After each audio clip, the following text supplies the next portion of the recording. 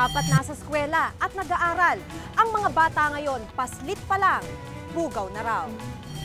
Mga gawa ni Amor Solo at Luna nasa kamay na raw ng mga banyaga. Kung gusto mong makita, kailangan mo pang manghiram sa kanila. Nasaan na nga ba mga gawa ng mga henyong Pilipino?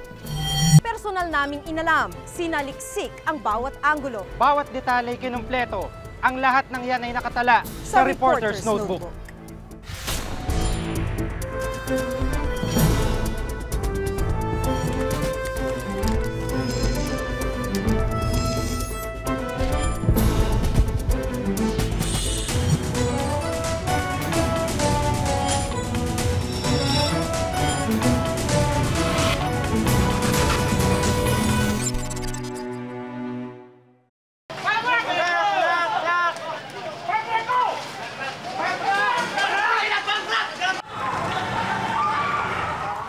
Eksaktong isang buwan matapos ang Valentine's Day bombing, sumunod ang isa pang pangyayaring nauwi sa madugong enkwentro.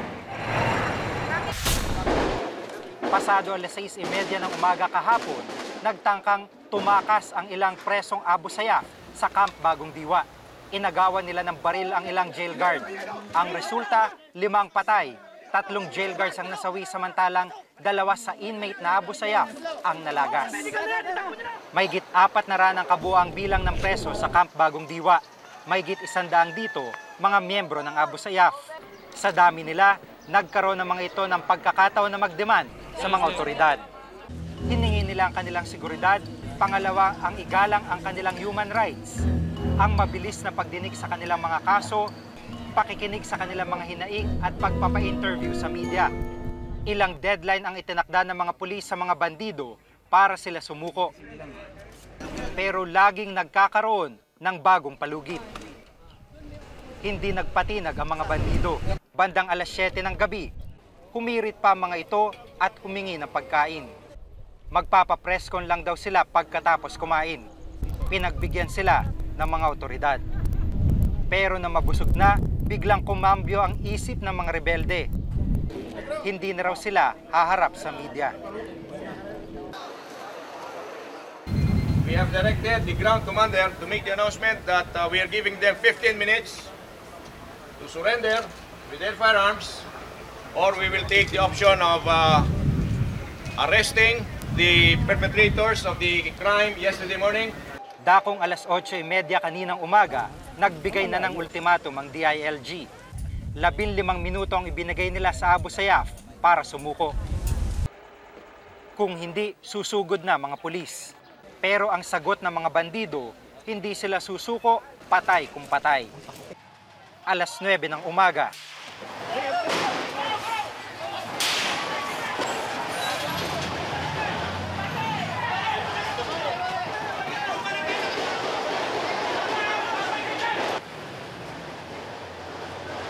Nilusob ng tropa ng kapulisan ang Camp Bagong Diwa. Tumagal ang putukan ng may kalahating oras.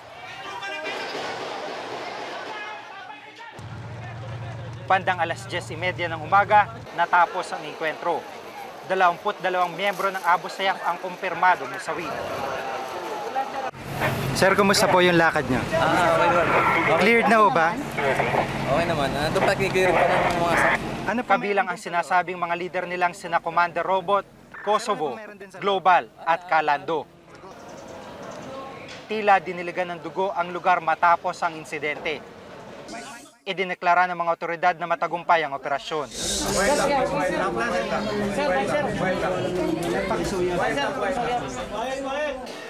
Pero iba ang tingin ng ilan.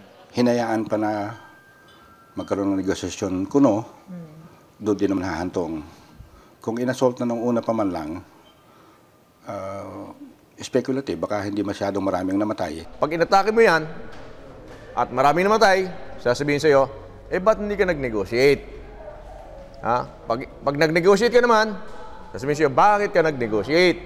So, ang ano mo dito, sabi nga nila, damn if you do, damn if you don't. Maling-mali raw ang mga hakbang na ginawa ng mga otoridad sa pangyayari. Kung terorista, walang negotiation. Ihanda mo na kagad yung assaulti mo, i-cordon mo yung area, keep away the ususeros. Why wait 24 hours? Bakit mag-iintay ka pa ng kinabukasan? Ikaw ba talagang lulusubin mo na lang yon. Wala kang pakialam kung sino mamatay doon. Wala namang kamuang-muang. Mabuti kung puro sila Abu Sayyaf doon. Walang problema yon. Pero maraming buhay ang nando doon eh. Patunay din daw ang tangkang pagpugas sa kakulangan sa seguridad sa loob ng piitan. Hindi kasi ito ang kauna-unahang pagkakataon na naisa ng pinaghihinalang terorista mga otoridad. Hindi ko naman sinasabi na walang depekto. Definitely maraming depekto yan. Kaya we will have to correct them. And so we've ordered an investigation and a study kung ano ang pwede pang gawin para ma-improve ang ating jail system. Ang suspect sa Valentine's Day bombing na si Gapal Bana alias Boy Negro, Desyembre pa lang daw nang kontakin siya ni Kosovo para sa planong pagtakas. Bale, hindi ko po alam yung target. Oo. So, Pero bakit? nalaman ko na lang po na yung sumabog na yung bomba. Pero bakit daw? Wala, hindi nasabi ko ba? Hindi po niya. Anong nalaman mo na mga bata ay nadamay, mga madaming ano? Ang naramdaman mo? Ayun nga po na konsensya ako dahil may anak din po ako. Nakapagtatakang isang preso sa isang maximum security prison ay nakakagamit ng cellphone. Sa isang bahagi, nanalo yung mga terorista eh. Kahit hindi ipatupad yung threat na yon na magbobomba dito, magbobomba doon, nanalo na. Sapagkat maraming tao na mangingimi na yan, magpunta sa mga crowded na lugar. Tagumpay raw ang operasyon ng mga otoridad, pero tagumpay nga ba itong matatawag kung sa gitna ng mga rehas, nagagawa pa ring magasik ng takot at kaguluhan? Ako si Jig Manikad at ito ang nakatala sa aking Reporter's Notebook.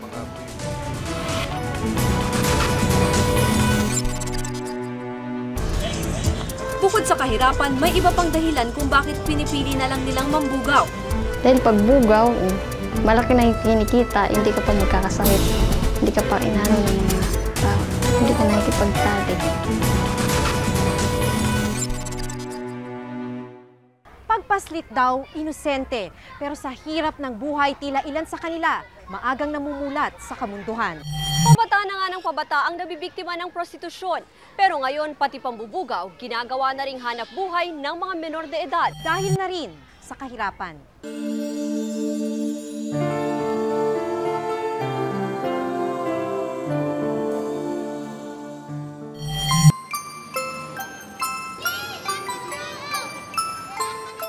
Paglalaro, ito ang karaniwang nasa isip ng mga bata. Dito umiikot ang kanilang mundo. Pagsapit ng gabi, ang ilan sa kanila, ibang klase ng laro ang ginagawa. Paglalaro sa kapalaran ng kapwa nila bata. Sila ang mga batang bugaw. Anong trabaho mo? Bugaw. Bugaw. So, ibig sabihin, ano ginagawa nyo? Kami nagbibigay ng mga customers sa mga babae, yung sa mga proste.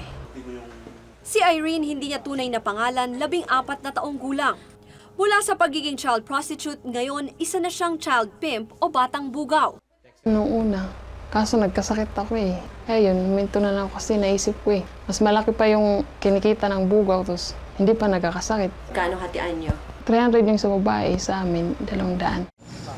Sariwa pa sa alaala ni Irene ang mga karanasan niya sa kamay ng mga customer nung prostitute pa siya. Yung mismo pagtatalik nyo ng mga customer, anong mga karanasan mo? Kailangan yung gusto nila, sundin mo. Anong pagawa sa'yo. Sundin mo pag hindi mo sinunod, papalitan ka. Kahit ginalaw ka na. Kahit ginalaw ka na, pwede ka papalitan? Pag hindi mo sinunod yung gusto nila. Ano nararamdaman mo pag ginagawa sa'yo yun? Maiyak na lang. Mabenta raw ang mga bata sa mga may edad na. Yung mga customer, yung mga ilang taon? Yung mga customer na kumukuha ng babae, mga tatanda yung iba eh. Tubong summer si Irene. Napadpad siya sa Maynila. Nagbaka sakaling kumita ng malaki para sa kanyang pamilya. Ngunit hindi siya pinalad.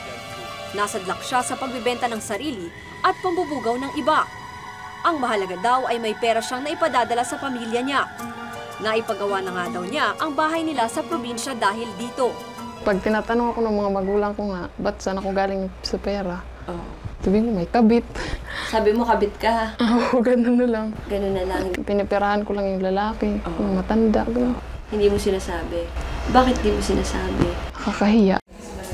Ayon kay Dr. Grace Aguiling Dalisay, isang child psychologist, pagpapabaya ng pamilya at kahirapan ang karaniwang dahilan ng pambubugaw ng mga bata sa kapwa-bata. pag may kahirapan. No? Pag mahirap, sa iba, hindi na naiisip kung ano yung tama o mali. Ang iniisip na lang, survival. No? Saan ko ba kukunin ang aking kakainin? Pag walang pera, walang makakain. Oo. Kaya yun, nag-ano na ako. Naisip kong magbugaw. Ayon pa kay Dalisay, komplikado ang mga kaso ng mga batang bugaw. Di tulad ng mga batang prostitute, hindi na basta biktima ang mga batang ito. Amoral, no? Hindi na niya alam na ito ay mali. Ni wala siya sigurong ideya, man lang ng kasalanan, okay? O kamalian, no? O pag-aabuso sa sarili o sa kapwa. Bukod sa kahirapan, may iba pang dahilan kung bakit pinipili na lang nilang mambugaw. Mas madali at ligtas daw kasi itong gawin kumpara sa pagbebenta ng laman. Dahil pag bugaw, malaki na yung kinikita, hindi ka pa magkakasakit. Hindi ka pa inano ng mga tao. Hindi ka nakikipagtalik. Ganito rin ang tingin sa pagbubugaw ng kaibigan ni Irene na si Marie, 13 anyos. Takot kasi siyang magpagalaw, kaya nambubugaw na lang daw siya. Hindi ka ba medyo nakokonsensya sa ginagawa mo? Minsan. Minsan ako konsensya. Dahil? Minsan na ko kasi yung mga babae. Minsan pinipilit nga nila, sabi nila, ikaw na lang, mag-ano ka na lang. Sabi ko, ayoko nga, takot ako baka magkasakit ako. Saka sabi, inaano ko, kumikita naman kami. Kung tutuusin, malaki ang kinikita ni na Irene sa trabaho nila. Lalo na daw kapag virgin pa ang kapwa batang ibinubugaw. Alam na alam ni Irene ang presyohan dahil minsan nga ay naibugaw na din siya. 20,000. 20,000? So, nung first time mo, 20,000? Ah, talaga? Happy kami yung nagbugaw sa akin. 10,000 sa akin, 10,000 sa kanya. Anong pinakabata niyong babae? 11. 11? Virginan pa lang. Ayon kay Irene, sa isang gabi, 5 hanggang 7 babae ang kanyang naibubugaw. Sa kabila nito, hindi naniniwala si Dalisay na dapat parusahan ng mga batang bugaw. Sa halip na basta parusahan na lang sila dahil sa mali nilang ginagawa, kailangan tingnan rin kung saan ba nagkulang yung lipunan, no, sa paggabay sa kanila. Sa mata ng batas, hindi daw ordinaryong kriminal ang pagtingin sa mga batang bugaw. If there is an offended party, we try to file a case against them. Pero ang nangyayari, may mga tinatawag tayong suspended sentence sila. So hinihintay na dumating sila sa tamang edad. So ngayon, ang nangyayari, we follow the Republic Act 7610. Instead nga na ilagay mo yan o ano mo sa bilibid, nilalagay siya sa isang rehabilitation center. Ngunit maski si Tanigi ay aminadong hindi man lang nababanggit ang mga batang bugaw ng batas na ito. Hindi malinaw kung ano ang kaparusahan at pagtrato sa kanila. Sa ngayon, wala pang datos ng gobyerno sa bilang ng mga batang bugaw. Mahirap daw kasi matunto ng mga ito, mabibilis magtrabaho. At ang mga batang ito, di tinuturing na pambubugaw ang ginagawa nila. Wala pang statistika talaga kung gaano kadami at mahirap sagutin, no? Yung tanong na gaano katalamak. Ayon kay Dalisay, mahalaga ang pagkilala ng otoridad sa mga kaso ng mga batang bugaw bilang problema sa paghanap ng solusyon dito. It's a first step, no? Kasi mahirap solusyonan yung isang problema na hindi kinikilalang problema. So para sa akin, importante, no, na maihiyag na, teka, meron tayong ganitong klaseng sitwasyon. Kung titignan sina Irene at Marie, halos wala ng bahid ng kamusmusan ng mga bata. Parang matanda na ang pagdadala nila sa sarili. Napilitan silang tumanda ng agaran dahilan sa kanilang kalagayan. Matanda na ako. Ano na lang gusto mo? Gusto mo mag-college muna? Basta makapag-ipon lang ako ng pera. Uwi na ako sa summer, mag-gasyo. Kakulangan ng datos ukol sa mga batang bugaw ang isa sa mga sintomas ng kawalan ng malinaw na polisiya ng pamahalaan ukol sa kanila. Kung ang tanong dito ay may bilang ba siya para tayo ay, no, mangamba, no, para sa kapakanan ng ating mga kabataan, para sa akin malinaw yung sagot na oo. Kasi meron at meron. This is a cycle. You know, a cycle of abuse. Once you are abused, there will come a time na nagiging abuser na sila. Sa ngayon, habang wala pa silang mapagpiliang kabuhayan, patuloy na magbebenta ng kapwa nila bata sina Irene. Ako, si Ruth Cabal, at itong nakatala sa aking Reporter's Notebook.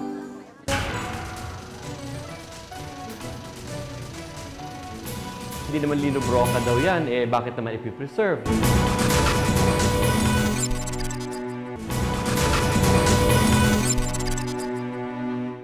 Mga likha ni Amorsolo at Luna, pwede mo lang makita kung may magmamagandang loob.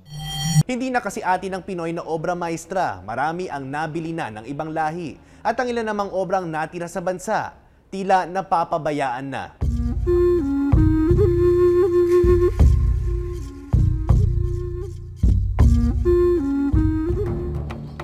Ang sining ay salamin daw ng isang lipunan, kaya dapat ituring itong kayamanan.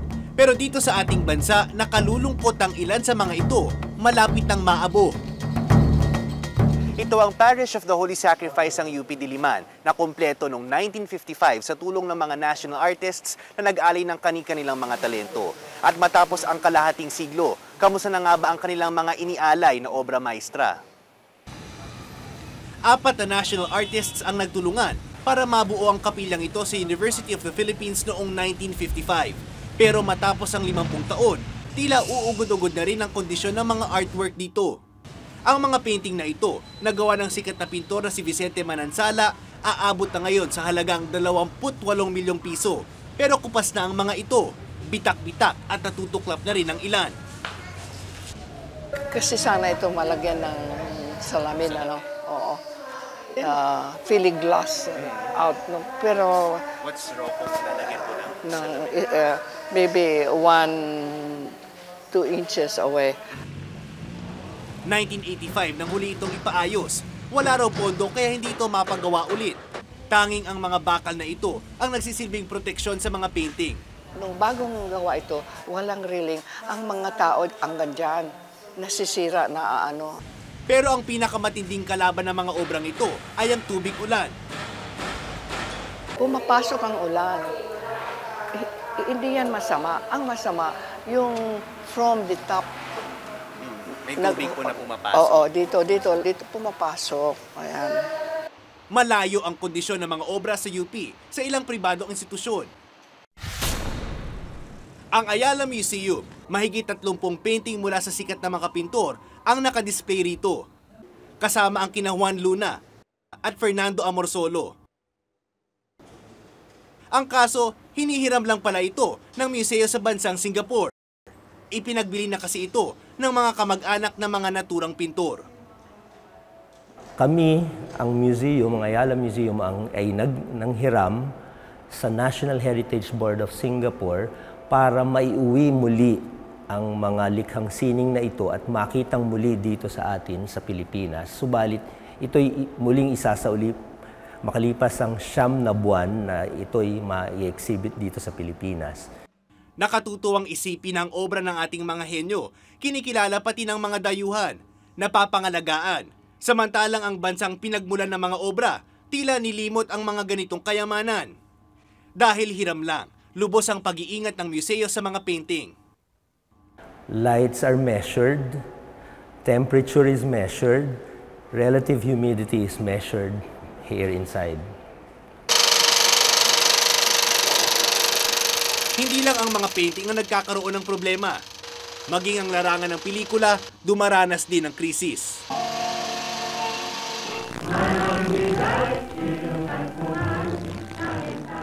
Ang pelikulang Dalagang Ilocana. Una itong lumabas sa takilya noong 1956 mula sa Sampaguita Pictures. Ito na ang pinakalumang pelikulang naisalba mula nang umusbong ang pelikula sa Pilipinas noong 1912. Marami sa mga klasikong pelikula nawawala na. Marami naman ang inaamag at malapit ng masira. Ang special oil ho. So yun ang kailangan sa ng pwede sa marketing. May 100 art films, dokumentaryo at pelikula ang gusto sanang ibalik sa dating ayos pero walang pondo.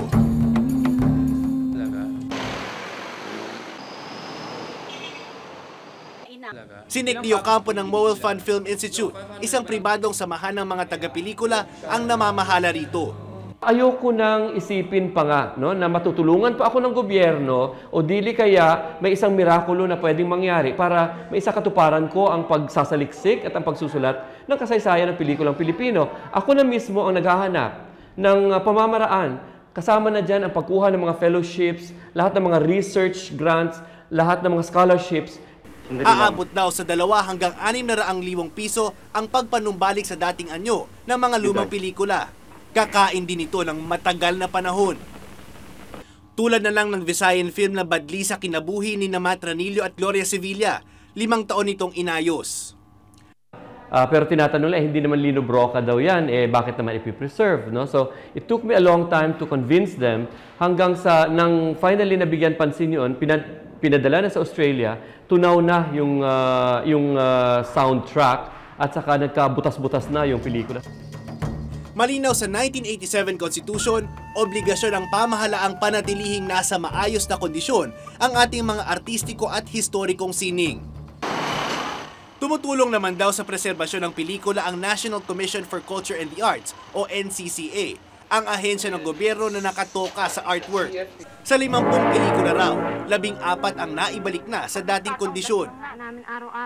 I think it's important that we have to preserve really artistic works na hindi lang nanalo ng award. No? I mean, it's important to preserve a certain period. Like, anong pelikula na panood mo ng 1977? Kahit di siya nanalo ng award, anong mga look ng pelikula noon? Anong klaseng mga acting ang noon compared sa ngayon? So if there's a study for that, we can't anymore do that kasi wala tayong copies. Aminado rin ng NCCA, kapos sila sa budget. Sa mahigit 180 million pesos na pondo nila ngayong taon, mahigit 5 milyon dito na pupunta sa restoration project. Nasa 20 milyong piso ang kailangan para matustusan ang lahat na restoration projects. Sometimes it's really embarrassing kung kukunin pa ang Filipino films, for example, sa France or sa Britain or sa America para lang mas concerned pa sila sa mga pelikula natin kaysa sa atin. Negatives. Oo, yan kinokopya. Mismong ilang production outfit, wala nang kopya ng kanilang lumang pelikula. Tulad na lang ng Leo Films na nagsimula noong 1970. Isa sa mga pinakasikat itong pelikula ay ang Payaso ni Herman Moreno. Wala na ang orihinal nitong kopya. Halimbawa, isang production, pag magkaroon ng sarili niyang film archive, siguro too expensive siguro. Yun ang magiging kalaban siguro. Kasi i-aircon mo yun every day for the whole 24 hours yan. Habang dumadami yung film mo kasi, dumadami rin yung laman ng bodega mo. Naibenta na rin nila ang iba pa nilang lumang pelikula sa iba't ibang production companies. At ang di nila maibenta, napupunta raw sa mga gumagawa ng turotot na pang bagong taon. Yan yung ends niya. Pag nakikita nyo sa New Year, yung mga ng film yon, pelikula yon. Oo, kasi doon na lang napupunta. Kasi nga, kaysa naman i-junk. Kasi pag nakikita nyo minsan dito, kasi maraming production dito, makikita yung nagkalat na lang kasi gina-junk na talaga nila. Tinatapon nila, pinupulot nila, tapos napapakinabangan nila, ginagawa. Ganun na lang nangyayari. Ang Philippine Information Agency ang may pinakamalaking film library sa mga ahensya ng pamahalaan. Pero tila napapabayaan na ang mga pelikula dito. Ang mga rolyo, inaalikabok at inaamag na maaaring ikasira nito. Ilang tao po yung involved sa paglilinis? Dalawa lang kami. Dalawa lang? Kayong before we are 4. Tapos kailan nagkaroon ng reorganization pa sa amin. Na-abolish yung division namin. Kaya some of the staffs were deployed to other sections and divisions. So 2,000 films, 2 tao lang? Isa si Boots Anson Roa, chairman ng National Film Committee, sa nadidismaya sa kondisyon ng mga lumang pelikula. It saddens us na nasa industriya kapag naririnig namin na ang isang pelikulang malapit sa ating puso na pinagpapahalagahan natin na historical value, mayroong posterity sa ating bansa, ay hindi na pala pag-aari ng producer na Pilipino na gumawa rito, kundi one way or the other na benta sa labas. Ayon pa kay Nick de Ocampo, isa sa mga dahilan kaya hindi tayo umuunlad ay dahil wala tayong bilib sa sarili. So point ko dyan, Abal, if we really have to find, our own identity and our own destiny, we really have to, have a good command of what we've got. Kung tunay nga na salamin ng lipunan ang kultura at sining, anong imahe ang ating ipinapakita? Ako si Ralph Guzman at itong nakatala sa aking Reporter's Notebook.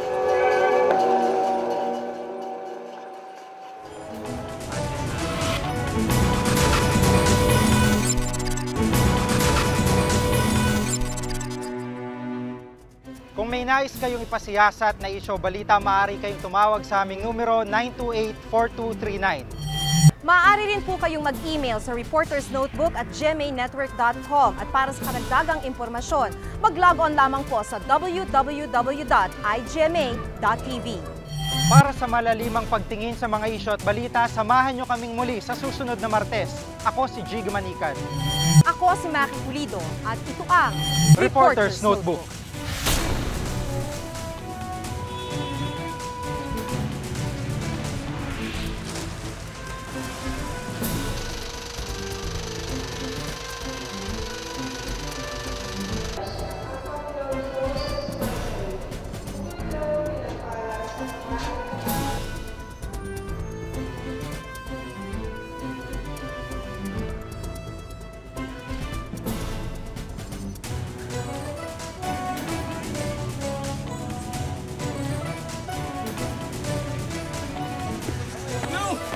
Thank you, Lord. Thank you. Ako na. Okay. Ako na ito. Mawa po kayo sa akin. Wala